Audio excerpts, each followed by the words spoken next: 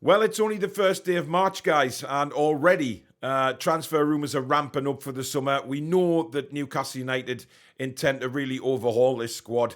Amanda pretty much said that in our interview yesterday. All the newspaper articles are saying it, that there will be an overhaul. PIF want an overhaul of the squad, the Deadwood out, and this side now to be pushing for trophies on a regular basis. One man that's been mentioned, as it says on the bottom there, Kieran Tierney, we'll look at that in a moment. John Beresford has been talking about ASM. The Northern Echo and Shea Given have both commented on Callum Wilson's lack of form at the moment. And Pep Guardiola's been speaking ahead of the game against us on Saturday and once again been quite respectful. So let's have a look at everything. This is the Daily News.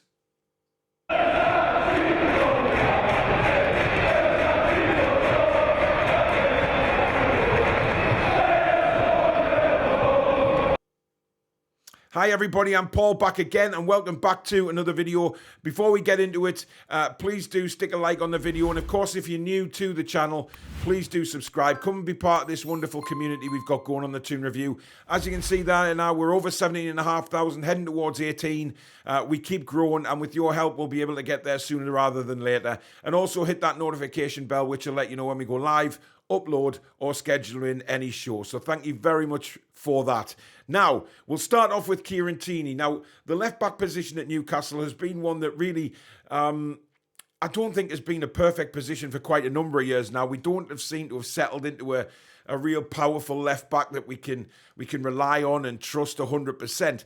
Matt Targett came in last season, did a wonderful job in the back end of last season, helping us avoid relegation, moving up the table, but it hasn't happened for him this season. And I know a lot of you will say, well, he's been injured. Yes, he has. However, guys, he was dropped before he got injured, if you remember. Dan Burn came in when Matt Targett was fit, and then Targett got injured in training. So really, I don't know what's gone on with Matt Targett. It just hasn't happened. And with Dan Burn, I think the experiment with Dan Burn, it worked to a degree. It's now not working, and I think everybody can see that it's not working. We don't have that overlapping left back to help Maxi out. If Maxi's looking for a player to lay it off to, he hasn't got that overlapping left back. He's having to bring it back and cut in. So, all for Maxi sort of losing the ball and things like that, but that is a problem. Left back is a problem. Dan Burn, pretty sound defensively, don't get me wrong, as is Matt Targett. But for some reason, I don't know what's gone on with Matt Targett, but it looks like Targett and Jamal Lewis are going to be used as collateral damage when Eddie Howe tidies up the squad in the summer.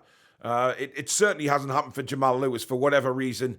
Eddie Howe, he said at the beginning of the season that he was going to have a good look at Jamal Lewis and see what he could offer, but it hasn't happened for him either. So we have left backs there, but they're just not good enough to fit into the side right now. Now, Kieran Tierney, very, very, very good left back. Of course, Scottish international, former Celtic player. Very, very good player. Great going forward, great defensively. But it's injuries that worries me with Kieran Tierney. It's injuries. And we know what we've been like in the past. We've collected injury-prone players and they've been out for months on end. Now, Kieran Tierney's injury record with Arsenal is staggeringly bad. It really is. Now, what Newcastle will probably do is have a good look at him. Certainly when it comes to a medical circumstance, they will really drill that and see what we can pick up with regards to injuries. Are these just injuries that he's been unfortunate to pick up, or are these injuries that are going to affect him long term? That's what Newcastle will have to work out, and is he worth putting all that money forward? As for a transfer fee, I don't know. It's not mentioned in the reports, in multiple reports, to be honest, but who knows? Who knows? Whatever Newcastle feel like paying, they will pay. But it's an interesting one. It's very interesting. But I just kind of put off by his injury record, not his playing ability, because his playing ability is absolutely superb. He's a wonderful player. But it does worry me about the injuries. We'll see. Now, as I said earlier, John Beresford has been talking to Talk Sport regarding Allan Saint-Maximin, and he believes that Maxi's going to now be surplus to requirements at Newcastle United. He felt like Sunday summed him up perfectly. Intent, excitement, but no final product. And let's be honest, that's been reported about Maxi throughout his career, even before he came to Newcastle United. it was reported that, he was this explosive player that, dribbles and takes players on, but there was no end product. And Patrick Vieira, although he didn't really see eye to eye with Maxi, he said the same thing when he was managing him. He's a wonderful talent, wonderful dribbler of the ball, but it's just the end product isn't there. Now, over time at Newcastle, we've hoped that end product would be there, and it would be there, and it would improve over time. It hasn't. He was all over the place. He did really well on Sunday against Dalot, almost scored early doors, but then Wan-Bissaka came on, and he just took him out the game. He got very, very little out of Wan-Bissaka, and that was a bit of a worry for me. Wan-Bissaka, very, very good right back for Manchester United. I think he's quite underrated, if I'm openly honest, within pundits and things like that. But he did seem to just edge Maxi out of the game. And, I tend to agree with John Beresford in a way. Look, I'm not getting into this Maxi debate of hating on him, because I think he's trying his best. He really is trying his best. And it's just not happening for him. It's just that final ball or final shot is just not happening. If that goal went in early doors against Manchester United, that match could have been very, very different. But it didn't. And we're talking hypothetical here. It didn't happen. So for me, I don't know. Is Maxi's time up? Is he going to be surplus to requirements like John Beresford said? Is he a really, really big Eddie Howe player? I'm not so sure, guys. I'm really not. And it's interesting with Beresford saying that he had a big opportunity on Sunday to light the lamp, so to speak, and it just didn't happen. Now, Scott Wilson in the Northern Echo and Shea Given have both done recent articles on Callum Wilson. Now, Callum Wilson has obviously been a huge worry to a lot of Newcastle fans lately. I pushed for him to be in that cup final team because I thought he would rough those two Man United centre-backs. I thought he'd get in the faces of Varane and Martinez, and it didn't happen. His touch was poor. He didn't really hold the ball up well. When he did hold the ball up and he laid off, it was going straight to a Manchester United shirt. I don't know what's going on with Callum Wilson. And we've tried to do, we've tried to talk about this on our live shows over Monday and Tuesday night on the fan forum, just seeing, what is wrong with Callum Wilson. But we can't keep asking that question, guys. The question now has to be asked, what do we do? While Callum's out of form, does Isak get his opportunity? Now, according to Scott Wilson, he thinks that Alexander Isak will solve the problem of goal scoring for Newcastle, provided that he's given a run in the team. And I tend to agree. You can't expect, let's be honest here, Alexander Isak is a very young player, and he's come over from Spain where he's been very, very successful. Now, he's played very little football for us, remember. Very little football in context to the rest of the team. He had a big injury. He's been out for a long time. He's new to the Premier League. But you look how sharp he looked before the injury. The goals at Liverpool, the threats he caused in the few games that he played before he got injured. He looked really good. And I have to say, he looked excellent coming on the field on Sunday. Now, we don't know if Alexander Isak is going to be an out-and-out striker or not. That is to be decided, quite honestly. I don't know. Or whether he plays better playing off somebody.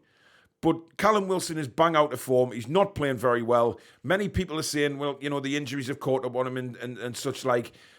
That may be the case. But in the meantime, we have to solve our goal-scoring problem. We have a £60 million striker sitting there, ready to play. Now, for me, he's got to be given that opportunity. He's got to be given a chance over a period of games to get himself used to the Premier League, get himself used to the I'll get my words out in a minute, physicality of the Premier League, and also, just give that bit of confidence from the manager that you're in for the next few games, show us what you can do, and really prove to everybody that he is going to be the main man. Now, Shea Given was very disappointed as well with Callum Wilson on Sunday. And he said he's been disappointed with Callum's performances since the World Cup. We know he's had that illness. Now, obviously, that illness is a lot more serious than what we thought. Whatever he's brought back from Qatar, it's knocked him for 6. But then, you've got to start saying, Eddie's got to leave him out the side now. He can't keep playing him. He's got to leave him out. He's got to take that big decision. And although he thinks the world of Callum Wilson, etc., he's got to leave him out. Shea Given also believes that it's time to hand the reins over to Alexander Isak for a period of time and let the Swede develop into a Premier League striker. He hasn't had the opportunity yet because he simply hasn't been on the pitch long enough. And I tend to agree with that. So let me know what you think about that. It's difficult, isn't it? Because Callum's done really well for us in the past, but football is a cutthroat business. And Isak seems to be the man that's ready to step in. Now, Karl Darlow has been speaking, and he basically has no idea what his future holds at Newcastle United. Of course, he left on transfer deadline day to go to Hull after the Carabao Cup semi-final. He would have had an opportunity to play in that final had he not gone out on loan, but he felt it was the best thing to do for his career and to continue, being a number one goalkeeper. Now, it hasn't really worked at Hull, because he only made his first appearance last week in a defeated Bristol City. So it's took him a while to get into the team in the first place. But his exact quotes were that whatever happens with his contract, which still has 2 years left to run, that will be dealt with behind the scenes. Now, I think we can all pretty much anticipate that there is going to be a couple of goalkeepers leaving the club this summer, whether they keep Darlow as the second goalkeeper or Karius or bring somebody else in. You know, Karius is linked with Inter Milan. Dubravka, I have no doubt, won't be at the club next season. So there is going to be goalkeepers in and out during the summer. Lee Ryder now has reported that Pep Guardiola has been speaking, ahead of this game at the Etihad on Saturday, and once again been very, very respectful of Newcastle, because he was asked, can Manchester City win 3 trophies this season?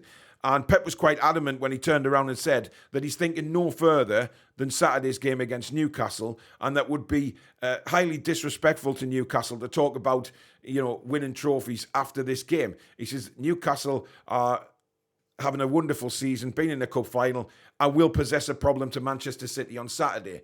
And I think that's great for Pep Guardiola to come out, because he's not saying, we'll brush Newcastle United aside on Saturday and we'll aim for the 3 trophies that we're still in. He's actually talking and saying, look, we're looking no further ahead than Newcastle, because Newcastle are going to cause us a problem. Now, whether we think we're going to cause them a problem or not, that's a different question. But Pep Guardiola fully believes that we can cause them a problem on Saturday. And again, he has been very respectful of Newcastle this season as Pep Guardiola, so hats off to him for that. But there you go, guys. That is the major news today. Let me know what you think of Kieran Tierney. Do you think he's a long-term option? And why hasn't it happened for Matt Targett and obviously Jamal Lewis? The comments about ASM from Beresford, do you agree with him? And of course, the comments about Callum Wilson from various media sources, and of course Shea Given as well. What do you think the answer is? Would you give Isak a long-term? Just say to him, look, you're in for the next 5-6 games. Whatever happens, you are now our striker. Hand the reins over to him and see what he can do. Let me know in the comments below what you think of all the news today, guys. And have a great, great Wednesday. And we'll see you soon. Take care.